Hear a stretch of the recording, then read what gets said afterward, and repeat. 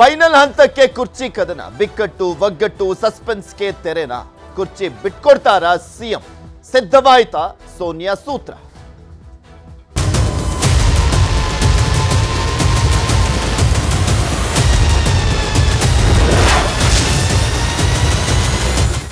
ಎಷ್ಟು ದಿನ ಆಗ್ತಾ ಇದ್ದಂತ ಬೆಳವಣಿಗೆ ಒಂದ್ ಕಡೆ ಆದ್ರೆ, ಕಳೆದ ಒಂದು ವಾರದಿಂದ ಆಗ್ತಾ ಇರುವಂತ ಬೆಳವಣಿಗೆಗಳು ಬೇರೆಯದ್ದೇ ರೀತಿಯಾದಂತ ಸಂದೇಶವನ್ನ ಕೊಡ್ತಾ ಇದೆಯಾ ರಾಜ್ಯದ ಜನಕ್ಕೆ ಅನ್ನುವಂತ ಪ್ರಶ್ನೆಯನ್ನ ಹುಟ್ಟಾಕಿದೆ.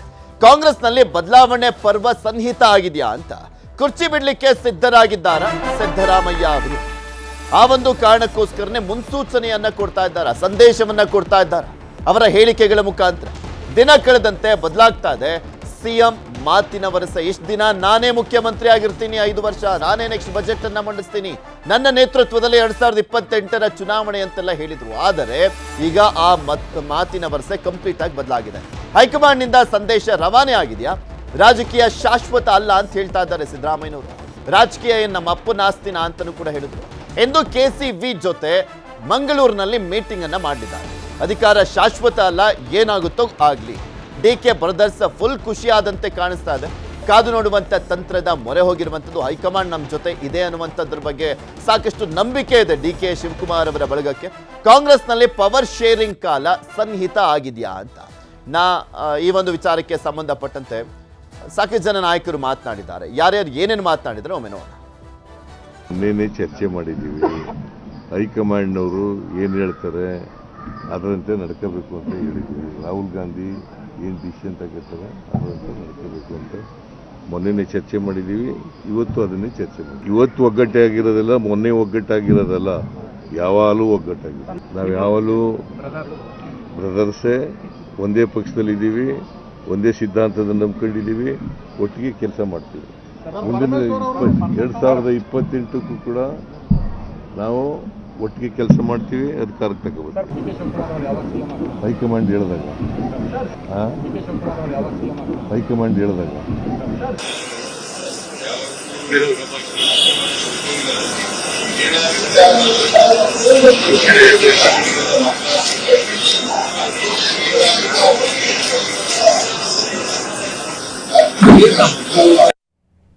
ಇದ್ರ ಬಗ್ಗೆ ಮಾತನಾಡ್ತಾ ಹೋಗೋಣ. ಮಧು, ಇಲ್ಲಿ ತುಂಬ ನುರಿತ ರಾಜಕಾರಣಿ ಸಿದ್ದರಾಮಯ್ಯನವರು. ಯಾವುದೇ ಮಾತನಾಡಿದಂಥ ಸಂದರ್ಭದಲ್ಲಿ ಅದು ಯಾವ ರೀತಿಯಾದಂಥ ರಿಫರ್ಕೇಷನ್ ಆಗುತ್ತೆ ಅನ್ನುವಂಥ ಚೆನ್ನಾಗಿ ಗೊತ್ತಿದೆ. ಇಲ್ಲಿ ರಾಜಕೀಯ ಶಾಶ್ವತ ಅಲ್ಲ ಅಂತ ಹೇಳಿದ್ರು. ನಾವೇ ಶಾಶ್ವತ ಅಲ್ಲ ಅಂದಾಗ ರಾಜಕೀಯನೂ ಕೂಡ ಶಾಶ್ವತ ಅಲ್ಲ. ಬಟ್ ಆ ಒಂದು ಪ್ರಸ್ತಾಪ ಯಾಕಾಯಿತು ಈ ಸಂದರ್ಭದಲ್ಲಿ ಅನ್ನುವಂಥದ್ದೇ ಮೇಯ್ನಾಗಿ ಚರ್ಚೆ ಆಗ್ತಾ ಇರೋದು. ನಿಜಕ್ಕೂ ಹೈಕಮಾಂಡ್ ಮಾತನ್ನು ಕೇಳ್ತಾರ ಸಿದ್ದರಾಮಯ್ಯನವರು, ಅಥವಾ ಇದು ಕೂಡ ರಾಜಕೀಯದ ಒಂದು ತಂತ್ರಗಾರಿಕೆನಾ ಅಂತ?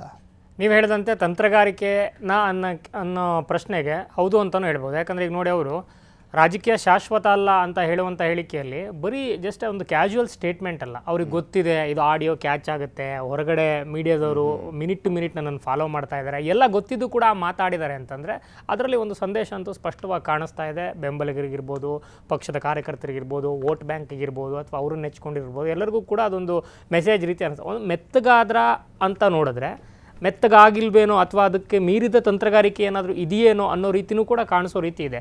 ಈಗ ಏನಾದರೂ ಏನೂ ಇಲ್ಲದೆ ಇರೋರು ವೈರಾಗ್ಯದ ಮಾತನಾಡೋದಕ್ಕೂ ಕೂಡ, ಎಲ್ಲವೂ ಇದ್ದು ಕೂಡ ವೈರಾಗ್ಯದ ಮಾತನಾಡಿ ಸರಳವಾಗಿ ಬದುಕೋದು ಕೂಡ ವ್ಯತ್ಯಾಸ ಇದೆ. ಅಂದರೆ ತುಂಬ ಹಣವಂತ ಸರಳವಾಗಿ ಬದುಕೋದಕ್ಕೂ, ಹಣದ ಬಗ್ಗೆ ಮೋಹ ಇಲ್ಲ ಅನ್ನೋ ರೀತಿ ಯಾರೋ ಒಬ್ಬ ಆರ್ಥಿಕವಾಗಿ ಸಬಲ ಅಲ್ಲದೇ ಇರೋ ಒಬ್ಬ ವ್ಯಕ್ತಿ ಮಾತನಾಡೋದಕ್ಕೂ ಅದೊಂದು ಕ್ಲೀಶೆ ಅನಿಸುತ್ತೆ.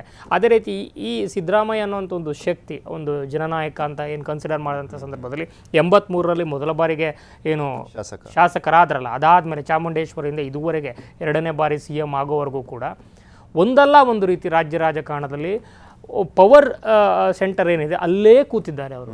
ಆರಂಭದಲ್ಲೂ ಕೂಡ ಗಡಿನಾಡು ಪ್ರಾಧಿಕಾರದ ಅಧ್ಯಕ್ಷರಾಗಿದ್ದಂಥ ಸಂದರ್ಭದಿಂದ ಹಿಡಿದು ಇವತ್ತಿನವರೆಗೂ ಕೂಡ ಅಂಥ ಘಟಾನುಘಟಿ ರಾಜಕಾರಣಿಗಳಿದ್ದರೂ ಕೂಡ ಕಾಂಗ್ರೆಸ್ಸಲ್ಲಿ ಬಂದು ಈ ರೀತಿ ಬ್ಯಾಕ್ ಟು ಬ್ಯಾಕ್ ಆಫೀಸ್ಗೆ ರಿಟರ್ನ್ ಆಗೋದಿದೆಯಲ್ಲ ವಾಪಸ್. ಈಗ ಇಲ್ಲಿರುವಂಥ ಕೊಯ್ಲೇಷನ್ ಹಗ್ಗಜಗ್ಗಾಟಗಳು ಅಥವಾ ಅಸ್ಥಿರತೆಗಳು ಅಥವಾ ಜಾತಿ ರಾಜಕಾರಣದ ಧ್ರುವೀಕರಣಗಳ ವ್ಯತ್ಯಾಸಗಳು ಎಲ್ಲದರ ಆಧಾರದಲ್ಲಿ ಎಂಥದ್ದೇ ದೊಡ್ಡ ದೊಡ್ಡ ಸ್ಟೇಚರ್ ಇರುವಂಥ ನಾಯಕರು ಕೂಡ ಅಪ್ಸ್ ಆ್ಯಂಡ್ ಡೌನ್ಸನ್ನು ತುಂಬ ನೋಡಿದ್ದಾರೆ. ಇವರು ಸೋತ ನಂತರವೂ ಕೂಡ ಪ್ರಬಲರಾಗಿ ಉಳಿದಿದ್ದು ಇದೊಂದು ರೀತಿ ರಾಜ್ಯ ರಾಜಕಾರಣದ ಸೋಜಿಗ ಮತ್ತು ಆಕರ್ಷಣೀಯ ವ್ಯಕ್ತಿತ್ವ ಅನ್ನೋದರಲ್ಲಿ ಎರಡನೇ ಮಾತೇ ಇಲ್ಲ. ಅಷ್ಟರ ಮಟ್ಟಿಗೆ ಸಿದ್ದರಾಮಯ್ಯ ತಮ್ಮ ಒಂದು ಸಬ್ಸ್ಟ್ಯಾನ್ಸನ್ನು ಅಥವಾ ತಮ್ಮ ಒಂದು ಏನು ಪವರನ್ನು ಯಾವಾಗಲೂ ಕೂಡ ಉಳಿಸ್ಕೊಂಡು ಬಂದಿರುವಂಥದ್ದು ಸ್ಪಷ್ಟವಾಗಿ ಕಾಣಿಸ್ತಾ ಇದೆ. ಈ ಸಲವೂ ಕೂಡ ಸಿದ್ದರಾಮಯ್ಯ ಅವರು ಮುಗಿದೇ ಹೋಯ್ತು ಅವ್ರ ಕತೆ, ಅಥವಾ ಇನ್ನೇನು ಅವ್ರನ್ನ ತೆಗೆದೇ ಬಿಡ್ತಾರೆ ಅಥವಾ ಅವ್ರು ಇಳಿದೇ ಬಿಡ್ತಾರೆ ಅಂತಿದ್ರು ಕೂಡ ಅಷ್ಟು ಸುಲಭ ಇಲ್ಲ ಅನ್ನೋ ರೀತಿಯೇ ಈಗಲೂ ಕೂಡ ಕಾಣಿಸ್ತಾ ಇದೆ. ಹೇಗೆ ಸುಲಭ ಇಲ್ಲ? ಅವರಾಗಿದ್ದವರು ಕೊಡಬೇಕು, ಏನು ಎಲ್ಲ ರೀತಿಯಲ್ಲೂ ಕೂಡ ಒಪ್ಪುಕೊಂಡು ಸಮಾಧಾನದಿಂದ ಕೊಟ್ಟರು ಅನ್ನೋ ರೀತಿಯ ಮೆಸೇಜ್ ಓದಂಥ ಸಂದರ್ಭದಲ್ಲಿ ಮಾತ್ರ ಏನಾದರೂ ಒಂದು ಲೆಕ್ಕಾಚಾರ ಕಾಣಿಸ್ಬೋದು. ಆದರೆ ಇಲ್ಲಿ ಆಗಿರುವಂಥ ಡಿಸ್ಟರ್ಬೆನ್ಸಸ್ ಏನಿದೆಯಲ್ಲ, ಆ ಡಿಸ್ಟರ್ಬೆನ್ಸಸ್ಸು ಈಸಿಯಾಗಿ ಅಲ್ಲೇ ಉಳಿದುಬಿಡುತ್ತಾ ಅಥವಾ ಅದು ಕ್ಯಾರಿ ಫಾರ್ವರ್ಡ್ ಆಗುತ್ತಾ ಬೇರೆ ಬೇರೆ ರೂಪದಲ್ಲಿ ಎನ್ನುವಂಥದ್ದೇ ಸದ್ಯಕ್ಕಿರುವಂಥ ಕುತೂಹಲ. ಯಾಕಂದರೆ ಒಬ್ಬ ದೊಡ್ಡ ಏನು ವೋಟ್ ಬ್ಯಾಂಕನ್ನು ಬೆನ್ನಿಗೆ ಇಟ್ಕೊಂಡಿರುವಂಥ ಒಬ್ಬ ದೊಡ್ಡ ಜನನಾಯಕ, ಅವರನ್ನು ಹೇಗೆ ಮುಂದಿನ ಯಾವ ಒಂದು ಜವಾಬ್ದಾರಿಗಳನ್ನ ಕೊಟ್ಟು ಪಕ್ಕಕ್ಕೆ ಕೂರಿಸುತ್ತೆ ಪಕ್ಷ, ಎಲ್ಲವನ್ನೂ ಕೊಟ್ಟಿದೆ. ಸೋನಿಯಾ ಗಾಂಧಿ ಅವರು ಡಿ ಕೆ ಶಿವಕುಮಾರ್ ಅವರ ಪರವಾಗಿದ್ದರೂ ಕೂಡ ಸಿದ್ದರಾಮಯ್ಯ ಅವರು ಇಂಥದ್ದೊಂದು ಸ್ಥಾನಮಾನವನ್ನು ಅನುಭವಿಸಿದ್ರು ಅಥವಾ ಇಂಥದ್ದೊಂದು ಕಾಂಗ್ರೆಸ್ಸಲ್ಲಿ ದೊಡ್ಡ ದೊಡ್ಡ ನಾಯಕರಿದ್ದರೂ ಕೂಡ ಇವರು ಈ ರೀತಿ ಮೆರೆದ್ರು ಮಿಂಚಿದ್ರು ಅಂತಂದರೆ ಅದರಲ್ಲಿ ಸೋನಿಯಾ ಗಾಂಧಿ ಅವರ ಆಶೀರ್ವಾದವೂ ಕೂಡ ಇದೆ. ಕರ್ಕೊಂಡು ಬಂದು ಸುಮ್ಮನೆ ಏನು ಕೂರಿಸ್ತಿಲ್ಲ, ಅವ್ರಿಗೆಲ್ಲ ರೀತಿಯ ಸ್ಥಾನಮಾನಗಳನ್ನು ಕೊಟ್ಟರು, ಅವರಿಂದ ಪಕ್ಷಕ್ಕೂ ಅನುಕೂಲ ಆಯಿತು, ಪಕ್ಷದಿಂದ ಅವ್ರಿಗೆ ಅತಿ ದೊಡ್ಡ ಅನುಕೂಲ ಕೂಡ ಆಯಿತು. ಇವತ್ತೇನು ಜನನಾಯಕ ಅಂತ ಕರೆಸ್ಕೊತಾ ಇದ್ದಾರೆ ಅದು ಕಾಂಗ್ರೆಸ್ನ ಕಾರ್ಯಕರ್ತರ ಶಕ್ತಿ, ಅದರ ಕ್ಯಾಡರು, ಅದರ ಪಕ್ಷದ ಲೋಗೋ, ಅದರ ಸೈದ್ಧಾಂತಿಕ ವೇದಿಕೆ ಎಲ್ಲದರ ಹಿನ್ನೆಲೆಯಲ್ಲಿ ಅವ್ರಿಗೂ ಕೂಡ ಬಲ ಬಂದಿರುವಂಥದ್ದು. At the same time Siddaramaiah ಅವರು ಕೂಡ ಕಾಂಗ್ರೆಸ್ಗೆ ಅತಿ ದೊಡ್ಡ ಶಕ್ತಿಯನ್ನು ಚೆದುರಿ ಹೋಗಿದ್ದಂತಹ ಅಹಿಂದ ಮತಗಳು ಕಾಂಗ್ರೆಸ್ನ ಶಕ್ತಿ ಅನ್ನೋದು ಸಾಂಪ್ರದಾಯಿಕವಾಗಿ ಎಷ್ಟು ನಿಜವೋ ಅದು ಒಂದು ಕಾಲದಲ್ಲಿ ಚೆದುರು ಹೋಗಿತ್ತು.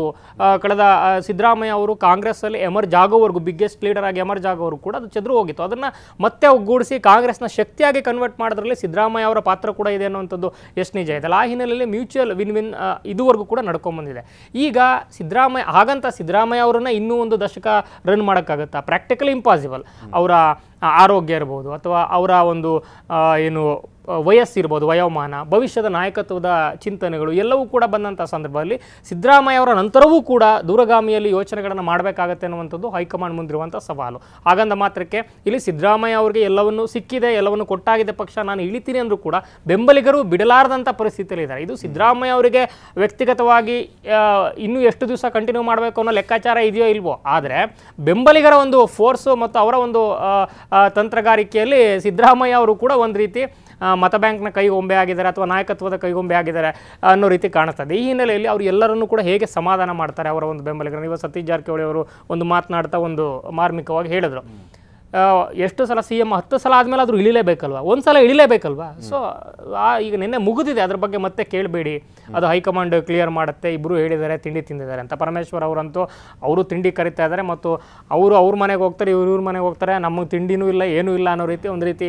ಹಾಸ್ಯಭರಿತವಾಗಿ ಕೂಡ ಅವರು ಕೂಡ ಸಂದೇಶಗಳನ್ನು ಕೊಡುವಂಥ ಪ್ರಯತ್ನಗಳನ್ನು ಮಾಡ್ತಾ ಇದ್ದಾರೆ. ಬಟ್ ಅವರ ಸ್ಟೇಕ್ಸ್ ಎಷ್ಟು ಅನ್ನೋಂಥದ್ದು ಎಲ್ಲರಿಗೂ ಕೂಡ ಗೊತ್ತಿರುವಂಥದ್ದು. ಈ ಹಿನ್ನೆಲೆಯಲ್ಲಿ ಡಾರ್ಕ್ ಹಾರ್ಸ್ ಯಾರಾಗ್ತಾರೋ ಗೊತ್ತಿಲ್ಲ, ಆದರೆ option 1 Siddaramaiah, option 2 D K Shivakumar ಅನ್ನೋದಾದರೆ ಮೂರನೇ ಆಯ್ಕೆ ಇಲ್ಲ. ಇದೆರಡರ ನಡುವೆ ಮಾಡಬೇಕು ಅನ್ನೋ ರೀತಿ ಮನಸ್ಥಿತಿಯಲ್ಲಿ ಹೈಕಮಾಂಡ್ ಇದ್ದಂತೆ ಕಾಣಿಸ್ತಾ ಇದೆ. ಅದಕ್ಕೆ ಪೂರಕವಾಗಿ ಇವರನ್ನ ಕನ್ವಿನ್ಸ್ ಮಾಡುವಂಥ ಪ್ರಯತ್ನ ಡಿ ಕೆ ಶಿವಕುಮಾರ್ ಅವ್ರಿಗೂ ಕೂಡ ಸಮಾಧಾನವನ್ನು ಹೇಳಿ ಸೂತ್ರವನ್ನು ಕಂಡುಹಿಡಿಯಲಿಕ್ಕೆ ಟೈಮನ್ನು ಬೈ ಮಾಡಿರೋದಕ್ಕೆ ಅನುಕೂಲಕರ ಆಗೋ ರೀತಿ ಎರಡು ಬ್ರೇಕ್ಫಾಸ್ಟ್ ಮಾಡಿಸಿ ಮೀಡಿಯಾ ಆಪ್ಟಿಕ್ಸ್ಗೋಸ್ಕರ, ಹೆಡ್ಲೈನ್ ಮೇಕಿಂಗ್ಗೋಸ್ಕರ ಅಥವಾ ಅಪೋಸಿಷನ್ ಆಹಾರ ಆಗಿತ್ತಲ್ಲ ಏನು ಬಂಡಾಯ, ಅದನ್ನೆಲ್ಲ ಪಕ್ಕಕ್ಕೆ ಸರಿಸೋಕ್ಕೋಸ್ಕರ ಏನೇನು ಮಾಡಬೇಕು ಒಂದಷ್ಟು ಡ್ಯಾಮೇಜ್ ಕಂಟ್ರೋಲ್ಗಳನ್ನು ತೇಪೆ ಹಚ್ಚುವ ಪ್ರಯತ್ನಗಳನ್ನು ಮಾಡಿದ್ದಾರೆ. ಆದರೆ ಸಿದ್ದರಾಮಯ್ಯ ಅವರನ್ನ ಎಷ್ಟು ಎಫೆಕ್ಟಿವ್ ಆಗಿ ಸಮಾಧಾನ ಮಾಡ್ತಾರೆ ಮತ್ತು ಅವರ ಬಾಯಿಂದ ಅಟ್ಲೀಸ್ಟ್ ನೆನ್ನೆ ಒಂದು ಟು ಸಮ್ ಎಕ್ಸ್ಟೆಂಟ್ ಹೈಕಮಾಂಡ್ ಹೇಳಿದಾಗ ಆಗ್ತಾರೆ ಅನ್ನೋ ಅಷ್ಟಕ್ಕಾದರೂ ಬಂದಿದ್ದಾರೆ.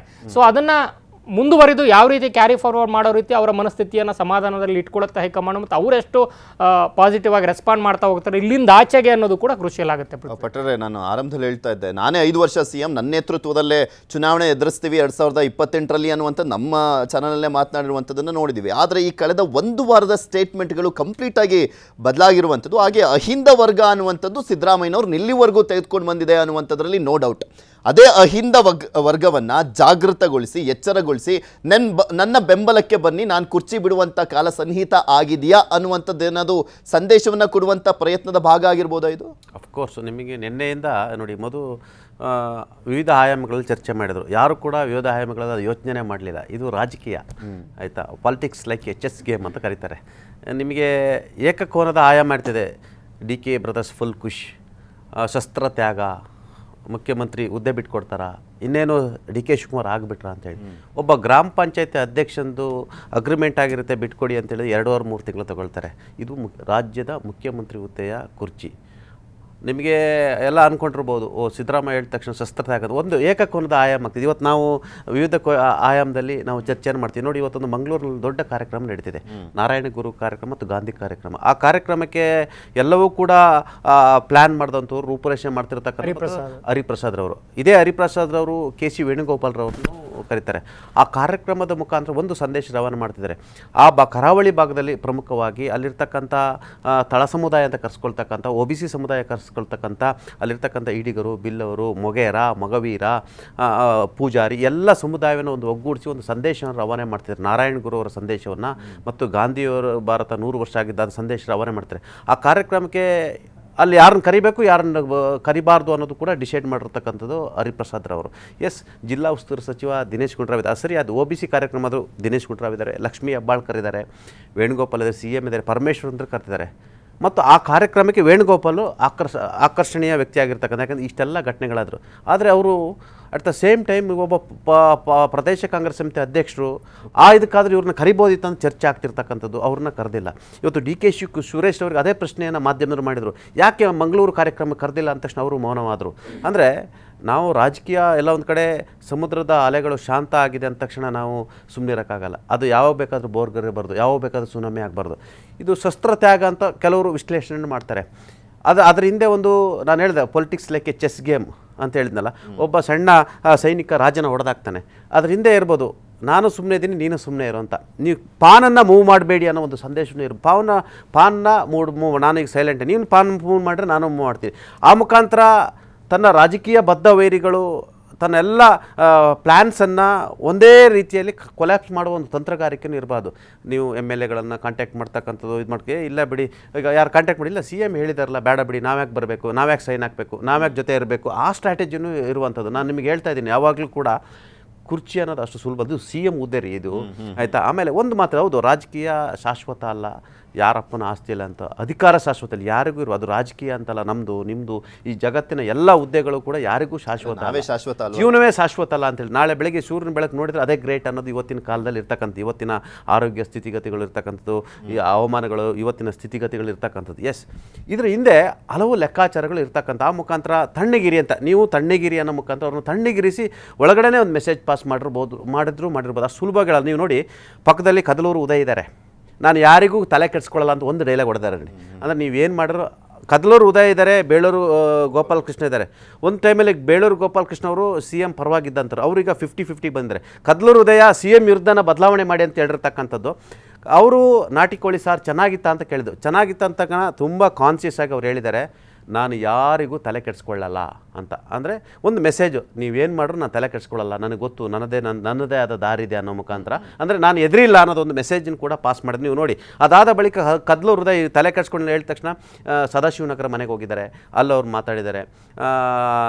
ಬೇಳೂರು ಗೋಪಾಲಕೃಷ್ಣ ಅವರು ಮಾತನಾಡಿದ್ದಾರೆ.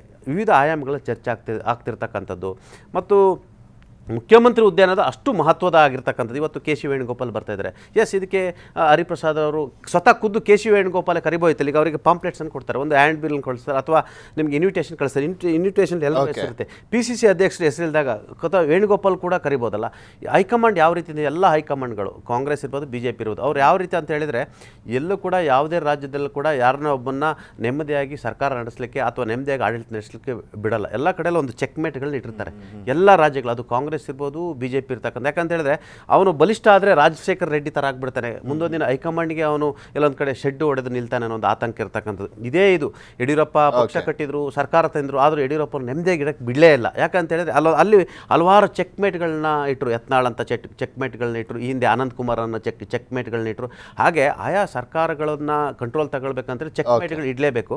ಬಹುಶಃ ಈ ಹೇಳಿಕೆ ಒಂದು ಆಯಾಮದಲ್ಲಿ ಚರ್ಚೆ ಆಗ್ತಿದೆ. ಇನ್ನೊಂದು ಆಯಾಮ ಅಂತ ಹೇಳಿದ್ರೆ, ಎಲ್ಲೊಂದು ಕಡೆ ಶಸ್ತ್ರ ತ್ಯಾಗದ ಹೆಸರಿನಲ್ಲಿ ತನ್ನ ವಿರೋಧಿ ಪಡೆಯನ್ನು ಕೂಡ ಸೈಲೆಂಟ್ ಮಾಡಿಸುವ ಮುಖಾಂತರ, ಅವರು ಕಾಯಿನನ್ನು ಮೂವ್ ಮಾಡ್ದಂಗೆ ನೋಡೋ ಮುಖಾಂತರ, ಆ ಮುಖಾಂತರ ಇವರು ಒಳಗೊಳಗೆ ಒಂದು ತಂತ್ರಗಾರಿಕೆ ಮಾಡುವ ಒಂದು ಭಾಗದ ಹೇಳಿಕೆ ಅಂತ ಹೇಳಿದ್ರು ಆಶ್ಚರ್ಯ ಪಡಬಹುದು. ಇನ್ನೊಂದು ಕಾನ್ಫಿಡೆನ್ಸ್ ಕಾಣಿಸ್ತಿದೆ ನೋಡಿ ಪೃಥ್ವಿ. ಹೈಕಮಾಂಡ್ ಹೇಳಿದಾಗ, ಅವ್ರು ಯಾವಾಗ CM ಆಗ್ತಾರೆ ಅಂದ್ರೆ, ಹೈಕಮಾಂಡ್ ಹೇಳಿದಾಗ ಇಂಥ ಒಬ್ಬ ಜನಪರ ಅಥವಾ ಜನಪ್ರಿಯ ಜನನಾಯಕನಿಗೆ ಒಂದು ಏನು ಕಾನ್ಷಿಯಸ್ ಕಾನ್ಫಿಡೆನ್ಸ್ ಇರುತ್ತೆ ಅಂತಂದ್ರೆ, ಹೈಕಮಾಂಡ್ ಹೇಳಿದಾಗ ಅಂದ್ರೆ, ಹೈಕಮಾಂಡ್ ಯಾವಾಗ ಹೇಳುತ್ತೆ, ಇವ್ರನ್ನ ಕನ್ಸಲ್ಟ್ ಮಾಡದೆ, ಇವ್ರನ್ನ ಕೇಳದೆ ಯಥಾವತ್ತೇನು ಹೇಳಕ್ಕಾಗಲ್ಲ. ಇವತ್ತಿನ ಪರಿಸ್ಥಿತಿಲಂತೂ ಕಾಂಗ್ರೆಸ್ ಸಾಧ್ಯನೂ ಇಲ್ಲ, ಕಾಂಗ್ರೆಸ್ ಹೈಕಮಾಂಡ್ಗೆ. ಸೊ ಆ ಹಿನ್ನೆಲೆಯಲ್ಲಿ ನನ್ನನ್ನು ಕೇಳದೆ ಕನ್ಸಲ್ಟ್ ಮಾಡದೆ ಏನು ಆಗದೇ ಇಲ್ಲ ಅನ್ನೋ ಕಾನ್ಫಿಡೆನ್ಸ್ ಇದ್ದಂಥ ಸಂದರ್ಭದಲ್ಲಿ ಹೈಕಮಾಂಡ್ ಹೇಳಿದಾಗ ಅಂದರೆ ಯಾವಾಗ ಹೇಳುತ್ತೆ ಅನ್ನೋದು ನನಗೆ ಗೊತ್ತಿದೆ, ಯಾವಾಗ ಹೇಳಿಸ್ಬೇಕು ಅನ್ನೋದು ನನಗೆ ಗೊತ್ತಿದೆ ಅನ್ನೋ ಕಾನ್ಫಿಡೆನ್ಸ್ ಅನ್ನೋ ರೀತಿಯೂ ಕೂಡ ನೋಡ್ಬೋದಾಗುತ್ತೆ. ಅಫ್ಕೋರ್ಸ್ ಇದಿರ್ಬೋದು. ಮಾತೆತ್ರ ಅವ್ರಿಗೆ ಹೈಕಮಾಂಡ್ ಅಂತಾರೆ, Okay. ನಾನು MLA ಗಳನ್ನ ಕರ್ಕೊಂಡು ಹೋಗಲ್ಲ, ಸೈನ್ ಹಾಕ್ಸಲ್ಲ, ನಾನು ಆತ ಭಿನ್ನಮತಿ ಆತ ಗುಂಪುಗಾರಿಕೆ ಚಟುವಟಿಕೆ ಮಾಡಲ್ಲ, ಹೈಕಮಾಂಡ್ ನಿಷ್ಠೆ ಬದ್ಧತೆ ಅನ್ನೋ ಮುಖಾಂತರ ಹೈಕಮಾಂಡ್ಗೂ ಖುಷಿ ಪಡಿಸಿಲ್ಲ. ಅವರು ಡೇ ಒನ್ನಿಂದ ಹೈಕಮಾಂಡ್ ಹೇಳ್ತಿದ್ದಾರೆ, ರಾಹುಲ್ ಗಾಂಧಿ ಅಂತ ಹೇಳ್ತಿದ್ದಾರೆ, ಈಸ್ ಎ ಹೈಕಮಾಂಡ್ ಮ್ಯಾನ್ ಅಂತ ಮೆಸೇಜು ಪಾಸ್ ಮಾಡಿದ್ರು. ಇವ್ರು ಹೇಳಂಗೆ ನಾನು ಅವರು ಮಾತಾಡಿದ ಮೇಲೆ ನಿಮಗೆ ಬಿಟ್ಕೊಡೋದು ಅಂತ ಅರ್ಥ. ಹೇಳ್ತಾ ಇದ್ರಲ್ಲ ಅವ್ರ ತಂತ್ರನ ಅವ್ರಿಗೆ ತಿರುಗಿಸಿ ಬಿಟ್ಟಂಗೆ ಕಾಣಿಸ್ತಾ ಇದೆ. ಹೈಕಮಾಂಡ್ ಹೇಳ್ದಂಗೆ ನಿಷ್ಠಾವಂತ ಕಾಂಗ್ರೆಸ್ ಪಕ್ಷದ ಕಾರ್ಯಕರ್ತ ಅಂತ ಹೇಳ್ತಾರಲ್ಲ. ಆದ್ರೆ ನಿನ್ನೆ ಮಟ್ಟಿಗಂತೂ ಡಿ ಕೆ ಶಿವಕುಮಾರ್ಗೆ ಮತ್ತೆ ಡಿ ಕೆ ಬ್ರದರ್ಸ್ಗೆ ಏನು ಖುಷಿ ಸಿಕ್ಕಬೇಕು ಅದು ಸಿಕ್ಕಿದೆ. ಅದು ಸಿಗೋ ರೀತಿ ಅಂತೂ ಸಿದ್ದರಾಮಯ್ಯ ಒಂದು ಕಾನ್ಶಿಯಸ್ ಆಗಿ ಒಂದಷ್ಟು ಮೆಸೇಜ್ಗಳನ್ನ ಪಾಸ್ ಮಾಡ್ಕೊಡಿದ್ದಾರೆ. ಈಗ